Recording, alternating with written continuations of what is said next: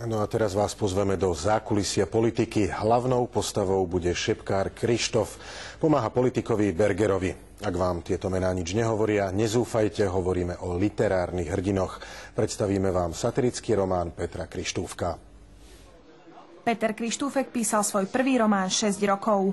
Podľa jeho vlastných slov je to spôsob, ako sa vysmiať zo všetkého, čo nemá rád.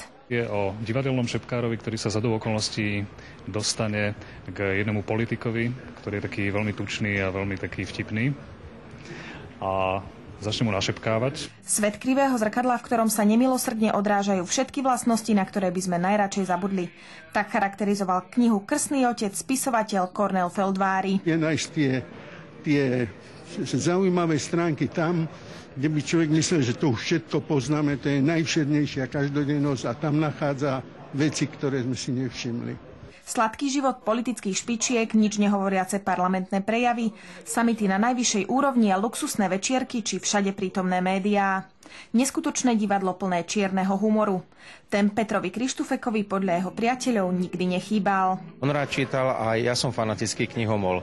Teraz on postúpil o vesmír ďalej, pretože on už knihy píše, čož teda mu ticho závidím. Môžem povedať možno inú vec, že čítam jeho libreto, ktoré by sme možno niekedy v budúcnosti chceli spolu urobiť a to je veľmi zaujímavé čítanie.